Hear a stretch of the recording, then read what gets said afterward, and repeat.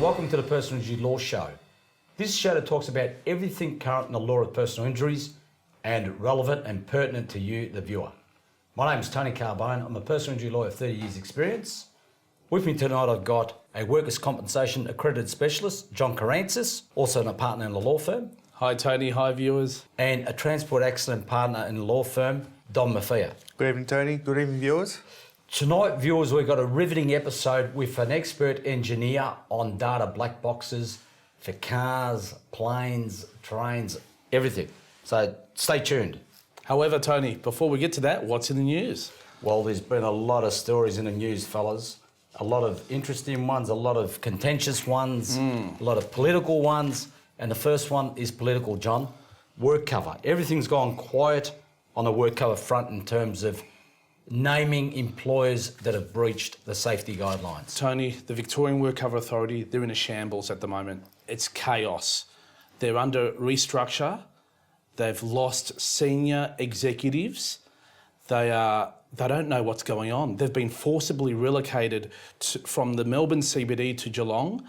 And Has on that top of happened that, already? It's in the process of happening, Tony. Okay. And on top of that, since June of 2013, WorkCover have not released any press releases about companies being prosecuted for their breaches, for people losing limbs, losing their legs, losing their lives. A press release has not been released since June 2013.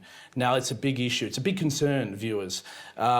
Someone in the Liberal government and the WorkCover Minister, Gordon Rich-Phillips, has something to say here. Or the Victorian Work Cover Authority, the management, have directed that these press releases no longer be issued. Don, is it adequate that they put it on the website that Company X has been fined or Company Y has been prosecuted? Try and find it, Don. That's right. No, I don't think so.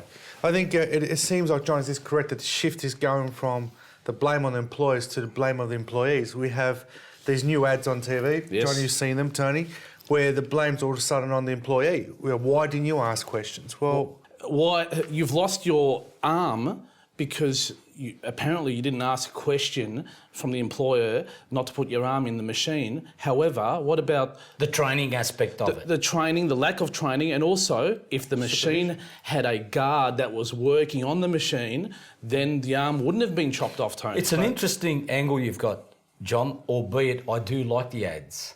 Look, they're good ads because they show to the viewers, the workers, what can happen. But at the same time, you've got a lady that's moving chemicals and the chemicals go into her face and she loses her eye. Well, wait a minute, Tony. Why are those chemicals stored in that manner? That's very interesting you raise this because I didn't look at it from that angle. Exactly. I think this is one thing we should do in an episode. It's probably enough to do a total episode on sure. this. Well, before we move on, why change the name from WorkSafe to Victorian Work Cover Authority? Exactly. It just seems... The WorkSafe logo, Tony, has been abolished. Has that changed already?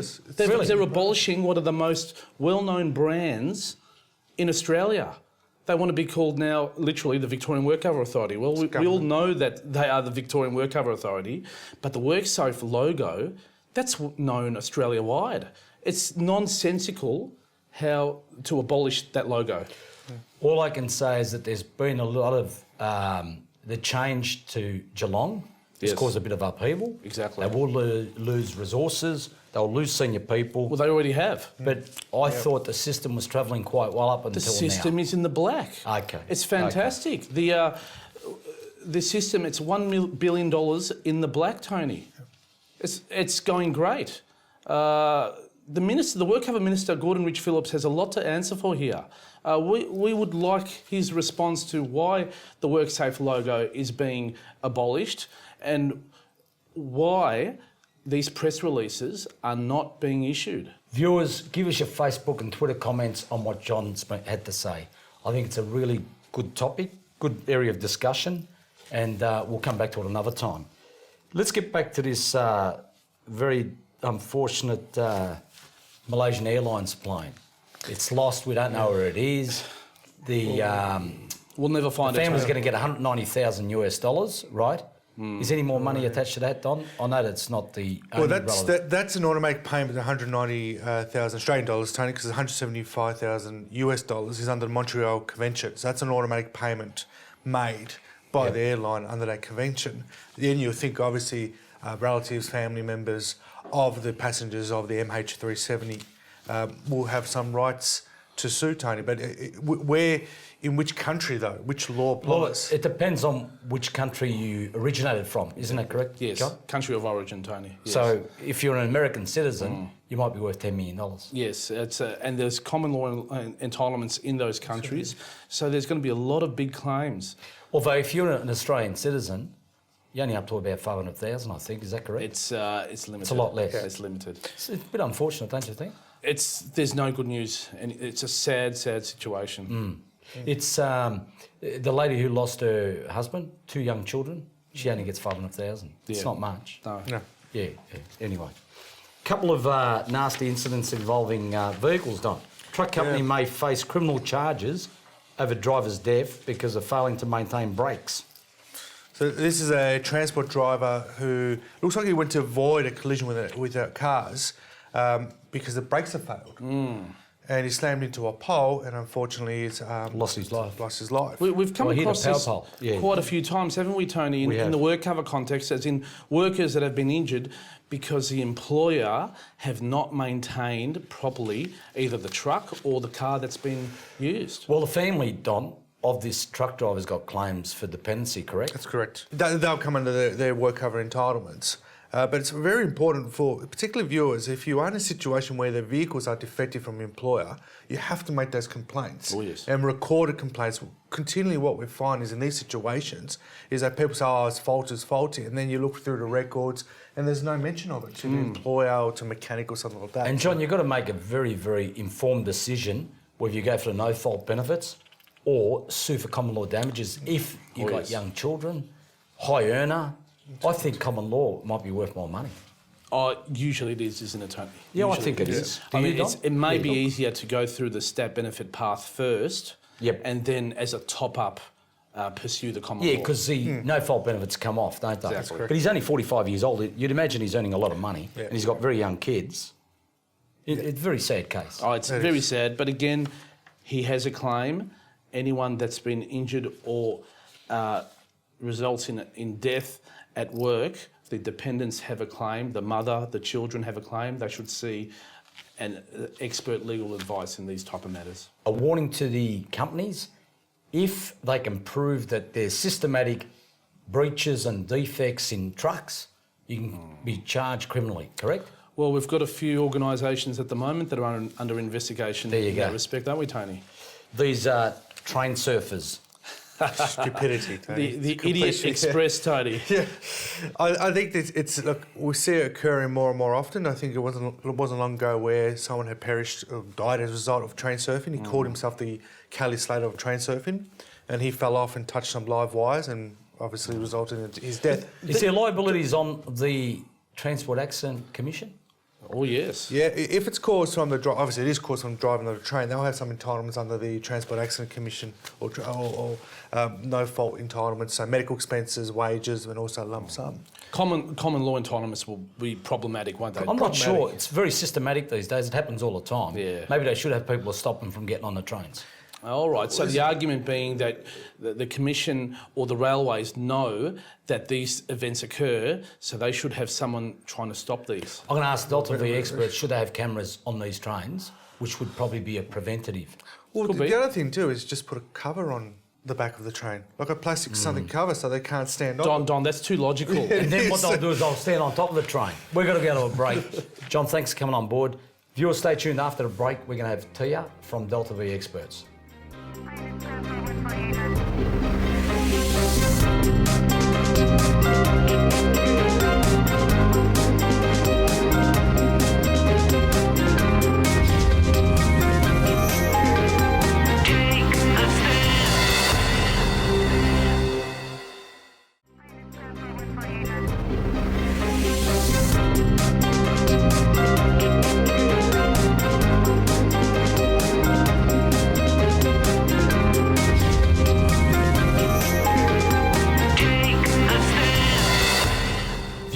welcome back to the show. As I said before the break, we're going to be talking about dash cams and the use of black boxes. With us tonight, we're fortunate to have Tia Gaffney. She's a senior forensic engineer at Delta V Experts. Welcome aboard, Tia. Thank you, Tony. Thanks for having You've me. been on the show before, so you're pretty familiar with how it works. Yes.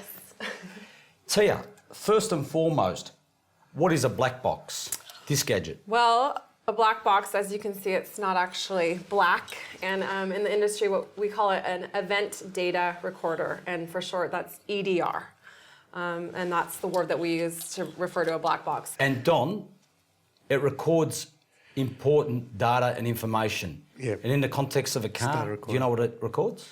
I think it records everything electronical. So if it's airbag, speed, seatbelt in use or not, because every time you got your seatbelt in the car, there's a little red man that tells you if it's on or off. So anything electronical in the car, it's recorded.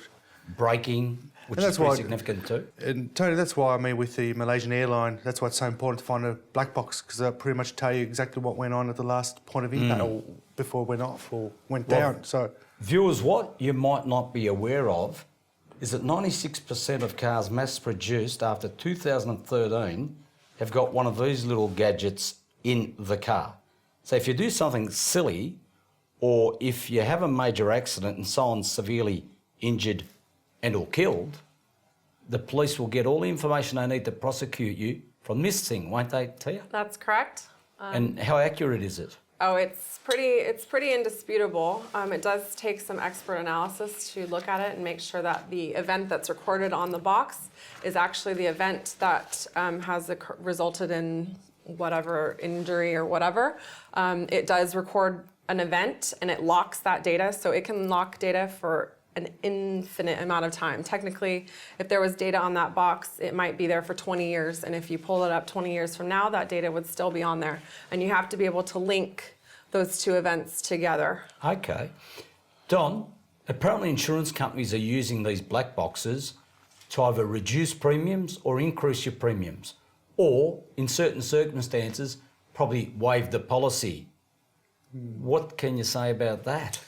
oh, well, it just goes to show, Tony, the importance of these data recorders, because really what the insurance company is trying to do is see what type of driver you are and then adjust your premiums accordingly.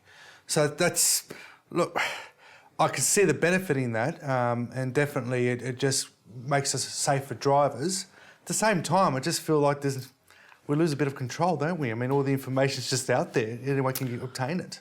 Well, I think what everyone has to remember that it really is there for the benefit of us in terms of vehicle safety. That's really why they've been installed. So the manufacturers want to know what's happening in the crashes, how the vehicles are performing, how they're performing in the context of injuries and fatalities, so that they can try and make vehicles safer, and ultimately so that we have less casualties on the road. That's really the purpose of them. It's not that they're out there trying to catch you doing something.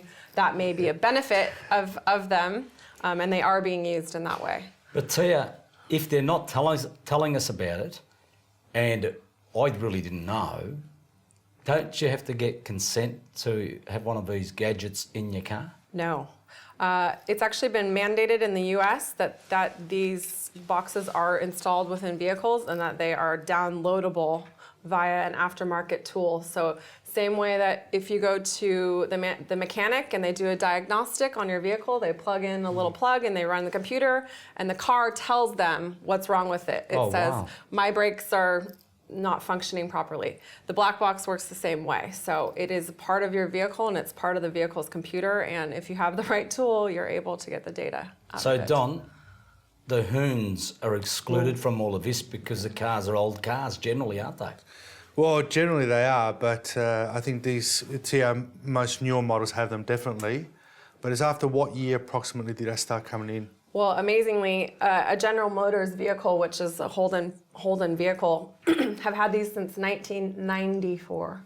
Okay. I believe Holden Australia, the Commodore, for example, starting as far back as about 2005. So we're starting to get into a decade-old vintage vehicles, and you're going to be able to download that data, even though it's 10 years old. Toko, just mention, there's a case study. There's a governor of Massachusetts in America had crushed his government car and he survived without any injuries or serious injuries. He told the police that he's wearing his seatbelt and driving at a safe speed. That's what he said to the police. The police removed the data from that box and they found that he was actually speeding over 100 miles per hour, not driving at a safe speed, and later on, the governor admitted that he fell asleep. I don't even know if he had his seatbelt on. Is that Well, correct? that's it. I can't see from there, but it sounds like he was lying on both accounts. So And they got him. They got And him. they got him. Yeah. So, That's Tia, important. is it fair to say if there's a serious accident with these gadgets, this black box, you got serious concerns about being prosecuted? If you are doing something wrong and your vehicle is equipped with a black box, the best policy is to tell the truth because the data is very ironclad, and it's better to just fess up. Viewers, we learn something every day. I just got to ask Tony, is it so simple me going in my car now and just looking underneath the seat and finding it, or you really have to know where it's located? You have to know where it's located. It's usually located under the center tunnel, so underneath all the glove compartment. Yeah. It's not very easy to get to, and if it's been tampered with, it is very evident. I was going to get to that. Yes. Don't even think about it, Don, and No, the viewers, no because they will know, and that's sure signs that something's not right. Isn't that correct? And some insurance companies now are having a clause where if it's been tampered with, they're going to nullify your They're gonna policy waive. anyway because, yeah, that's tampered Viewers, with this evidence. is a great little topic here. Send us your views via Twitter and also Facebook as to what you think about your car having one of these things. So does that mean we're going to be a bit more careful on the road? We are generally, aren't we? We are. Yeah, Look. yeah. It's just really like Tia said. It's just reducing the amount of casualties involved on the road or serious injuries. Also, it encourages good driving. Well, and if you are a And good good driver behaviour. and someone has Yeah. done something to you, you are going to be able to prove that beyond a reasonable doubt very easily that you were in the right and they were in the wrong. Exactly. Yeah. Don, what stage crashes and claim farming mean? Well, my understanding of it is that people buy, say, beat up old cars, vintage cars. They buy them at a very cheap rate. Then they fix them up to a standard of roadworthiness, insure it at a higher level, and then stage an Hey, accident. hold on a minute. You talk about vintage cars. There's been a lot of examples of Mercedes-Benz, BMWs, Ferraris and Maseratis. Yeah. And they're not old cars, though. Well, no, not necessarily, but it is insuring it at a higher rate. So then they cause an accident, they create an accident, and then claim that insurance or get the full benefit of the insurance policy. So in make money effect- out of it. In effect, let's say you pick up a car that's a write-off, Yes. you restore it, you reinsure it at the higher value, Correct. and then you deliberately crash it. Yes. Is that what they're saying? That happens a lot, and it also happens where, say you bought a Maserati and you lost your job and you can no longer make your car payment. That's another Okay. reason for doing that. But yes, stage crashes happen a lot, and the black boxes are helping show why there's no braking. You know, they're clearly accelerating prior to the impact. Things like that tell you that it's been staged as opposed to being an actual crash. So a lot of these people are getting caught out with the black boxes. Yes. Viewers, we've got to go to a sponsors break. Stay tuned. After the break, we're going to be talking about dash cams.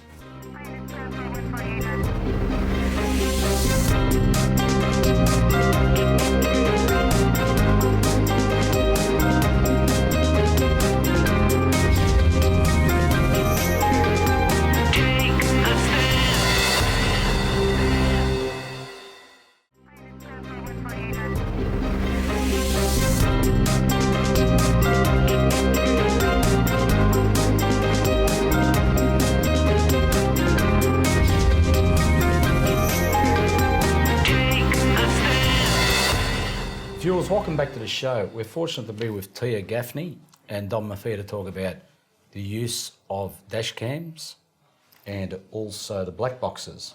Tia, what's a dash cam? Well, a dash cam is really what it says. It's a camera mounted to your dash. Is it? Yep. Yep. So this is an example of one that we have, and it doesn't have to just be mounted to the dash. You can mount it really anywhere that you want. You can mount it facing outward, facing inward, facing from the rear forward. So this actually also has what we call black box capability. So it's got an event data recorder inside it where it's actually going to record things like speeds, GPS, accelerations, and position. And that is downloadable in the same way that the black box data is downloadable. And Don, what are examples it's used for? Oh, look, you see a lot on YouTube as well, near misses. People can record their driving. They can see if there's been a near miss, but also if they've been involved in an accident, you can define who's at fault. The data's there, so you just have to reproduce it, and you'll know exactly who's at fault. So it's very useful in a day-to-day living that we go through, Tony, particularly when you spend a lot of time on the road. But Tia, employers are now using this in their trucks, like your bigger employers of truck transport drivers like Toll. Yes. They install one of these in pretty much the whole fleet. A lot of, yes, big companies for occupational health and safety reasons are putting these in, as well as a lot of bus companies, so a lot of metro bus companies. You mentioned also trains. We've seen probably some CCTV footage from the inside of the train, so there's a lot of different. Do you think that something like this would prevent the train surfers? Yes, well, we've seen a lot of identification lately via CCTV, and with the ability to identify people and social media and people recognizing these people once they see them. The more camera views you have, the more cameras you have, the more likely you are to actually capture that person. And, the events leading up to what has happened. So maybe where they walked from or where they're walking to and what they're wearing and things like that. Don, recently, a person in Queensland sent one of these data recorders to a current affair, and a car cut in front of a truck, and the truck started swerving all over the place, and very fortunate no one was injured or killed. What happened there? Well, exactly. They had one of these dash cams, so recorded the whole event, Tony. So this is just reproducing exactly what's going on. But they did track down the driver. They did, well, and yes. was prosecuted. Yes, because of number plates and those things as well. But given the features of the vehicle, would this likely be a standard feature in the new cars coming forward? I mean, it seems like the information that they can retrieve and record could be so important in determining lots of factors, like what they were doing, speed, who's at fault, things like that. It may be. It's a question of maintenance with these and really the emerging technology. They change so rapidly. We saw something like OnStar we had with General Motors, which had camera capability quite a long time ago. And if it's an integrated system, it's not something that's going to be able to be modified over time as the technology changes. Something like this is very inexpensive. And you can sort of keep up with technology just like you would with your mobile phone or anything else.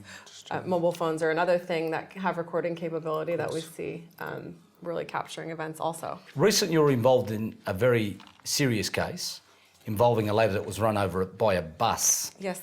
Can you give us some of the facts of that case? The CCTV footage in that case was very important because we had a bus which had multiple camera views. So we had a front view, and we usually in a bus have a view facing the driver, so you can actually see the steering inputs that are being applied.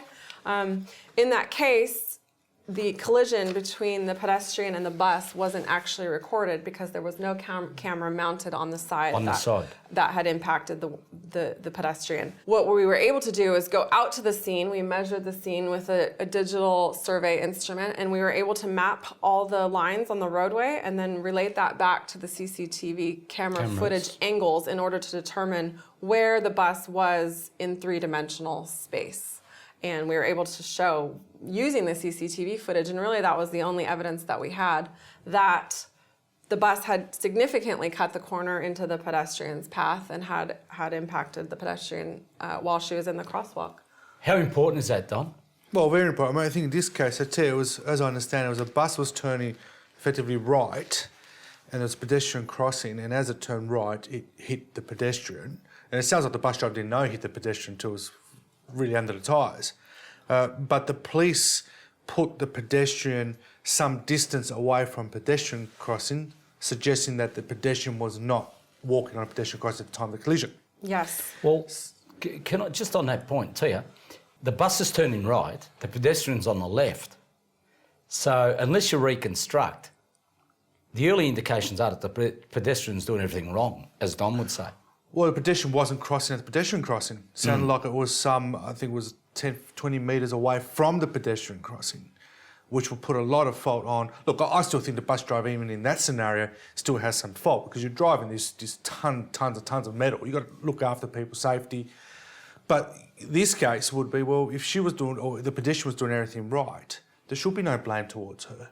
Well, Don, She was a pedestrian crossing. and Tia, the permutations of this, the pedestrian could get 0, 50%, but because of what you did, she almost got 100% of her damages. Is that correct? That's correct. Yeah. So, Don, it's highly relevant to the issue of trying to recover. So, Tia, with all of this CCTV and also the data recording, but also the voice recording, what did you establish about the pedestrian? Well, you can clearly, typically in the CCTV, that a lot of time there's audio, so there's actual auditory cues, and you can clearly hear an impact occurring, especially something like a pedestrian hitting a bus is a very clear and distinct noise. You're able to determine when that happens in time and where the position of that bus was. Having viewed that, because the CCTV faces the bus, it places that bus as the reference frame, and it is very misleading when you first look at this CCTV footage, and that's what happens a lot of times, is that people are watching it without a technical analysis of it, and it just looks like the person's in the wrong, when in fact it was in this case the bus driver driving not on his side of the road.